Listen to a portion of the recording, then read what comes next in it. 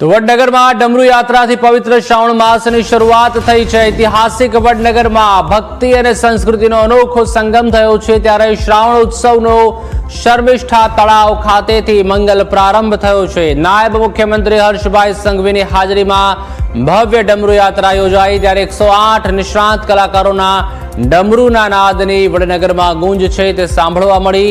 શર્મિષ્ઠા તળાવથી શરૂ થઈ હાટકેશ્વર મહાદેવ મંદિર સુધી યાત્રા યોજાઈ। અર્જુન બારી, ભગતના ગલ્લા, જૂના ચાચર, સ્વામિનારાયણ અને ગોપાલજી મંદિર થઈને યાત્રા આગળ વધશે, ત્યારે 108 ડમરૂના એક સાથે નાદથી વડનગર બન્યું છે શિવમય। સંસ્કૃતિ, સંગીત અને શ્રદ્ધાનો ત્રિવેણી સંગમથી વડનગર શ્રાવણોત્સવ ઉજવાઈ રહ્યો છે, ત્યારે ડમરૂ યાત્રાને લઈને વડનગરના નગરજનો અને ભક્તોમાં ભારે ઉત્સાહ જોવા મળી રહ્યો છે। તો યાત્રાના આકર્ષણ છે, જેમાં જોઈ શકાય છે 108 કલાકારોનું એક સાથે ડમરૂ વાદન છે તે થઈ રહ્યું છે। ડમરૂના ગુંજારવથી શિવમય વડનગર બન્યું છે। શ્રાવણોત્સવનું મુખ્ય આકર્ષણ ડમરૂ યાત્રા છે, ત્યારે ભક્તિ સાથે સાંસ્કૃતિક વિરાસતનો પણ સંગમ છે, ત્યારે ભક્તો માટે અવિસ્મરણીય આધ્યાત્મિક અનુભવ છે ત્યાં રહેવાનો છે। ડમરૂ યાત્રાના રૂટની વાત કરીએ તો શર્મિષ્ઠા તળાવથી લઈને અર્જુન બારી, ત્યારબાદ ભગતનો ગલ્લો, જૂનું ચાચર, શ્રી સ્વામિનારાયણ મંદિર, ગોપાલજી મંદિર, હાટકેશ્વર મહાદેવ મંદિર થઈને આ યાત્રા છે તે આગળ નીકળશે। તો આજથી શ્રાવણ મહિનાનો શુભારંભ થયો છે, ત્યારે હર હર મહાદેવના નાદ સાથે સમગ્ર ગુજરાત નહીં પરંતુ ભારતભરમાં અત્યારે જ્યાં પણ મહાદેવ મંદિર આવેલા છે, શિવાલય આવેલા છે, ત્યાં એક જ નાદ ગુંજી રહ્યો છે, ઓમ નમઃ શિવાય, હર હર મહાદેવ। અને વડનગરમાં પણ ઐતિહાસિક શર્મિષ્ઠા તળાવ ખાતેથી મંગલ પ્રારંભ છે તે થવાનો છે, ત્યારે મોટી સંખ્યામાં મહાદેવના ભક્તો છે તે ઉપસ્થિત રહ્યા છે, સ્થાનિકો છે। તો નાયબ મુખ્યમંત્રી હર્ષભાઈ સંઘવી પણ ઉપસ્થિત રહેવાના છે અને શર્મિષ્ઠા તળાવથી શરૂ થઈ હાટકેશ્વર મહાદેવ મંદિર સુધી આ યાત્રા છે તે યોજાવાની છે। ડમરૂ યાત્રાથી પવિત્ર શ્રાવણ માસની શરૂઆત છે તે થવાની છે, ત્યારે ઐતિહાસિક વડનગરમાં ભક્તિ અને સંસ્કૃતિનો અનોખો સંગમ છે તે જોવા મળશે।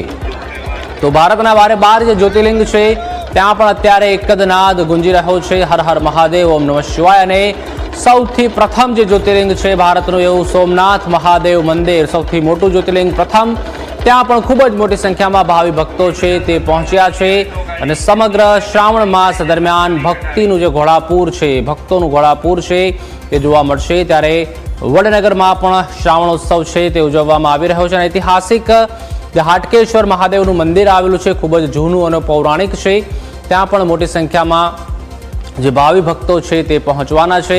નાયબ મુખ્યમંત્રી હર્ષ સંઘવીની હાજરીમાં ભવ્ય ડમરૂ યાત્રા છે તે યોજાવાની છે। ત્યારે આજે શ્રાવણ મહિનાની શરૂઆત થઈ છે, ત્યારે આપણી સાથે સંવાદદાતા મલ્હાર છે તે જોડાઈ ચૂક્યા છે। મલ્હાર, શ્રાવણ મહિનાની શરૂઆત આજે ભવ્યાતિ ભવ્ય થઈ ગઈ છે, સમગ્ર ગુજરાત તેમજ ભારતભરમાં અત્યારે એક જ નાદ ગુંજી રહ્યો છે, હર હર મહાદેવ અને ઓમ નમઃ શિવાય। ત્યારે વડનગરમાં પણ ભવ્યાતિ ભવ્ય યાત્રાનું આયોજન કરવામાં આવ્યું છે।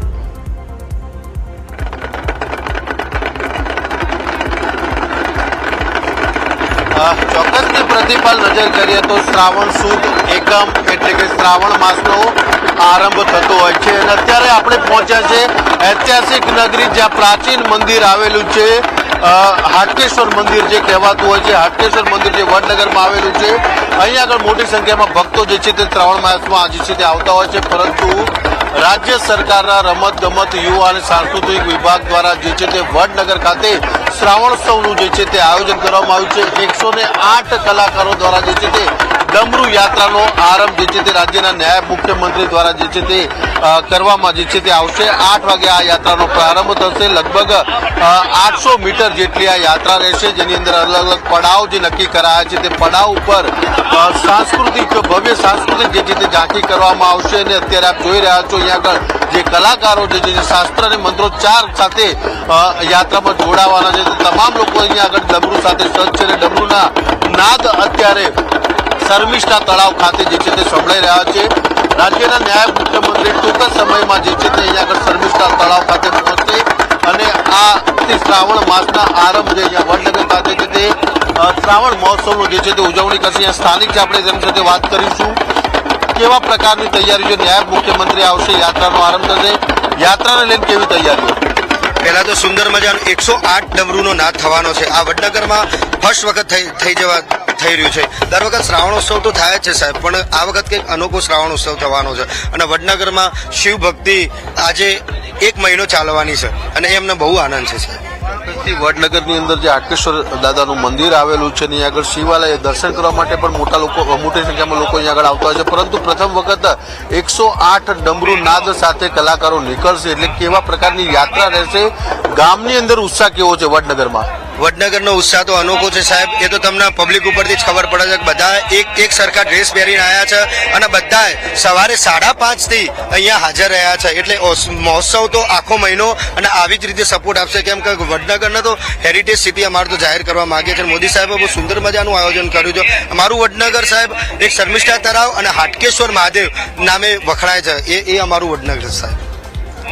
ચોક્કસથી અહીંયા આગળ જે મહારાજો છે તે ઊભા છે, તે લોકો પણ અહીંયા આગળ જે છે તે હવે ટૂંક સમયમાં જે છે તે મંત્રોચ્ચાર જે હોય છે તે મંત્રોચ્ચારનો જે છે તે આરંભ કરશે. અત્યારે સવારથી સતત જે શિવાલયો જે છે તે શિવાલય વડનગરની અંદર ત્યાં આગળ જે છે તે મંત્રોચ્ચારના નાદ અત્યારે ગુંજી રહ્યા છે. ન્યૂઝ કેપિટલની ટીમ અત્યારે જે છે તે શર્મિષ્ઠા તળાવ ખાતે પહોંચી છે અને અહીંયા નાયબ મુખ્યમંત્રી જે છે તે પહોંચશે અને ત્યારબાદ અહીંયા આગળથી તેમની અધ્યક્ષતામાં જે છે તે શ્રાવણ મહોત્સવનો આરંભ થશે અને અહીંયા આગળથી યાત્રા જે છે તે ડમરૂ નાથ યાત્રા જે છે તે શરૂ થશે. પ્રતિપાલ.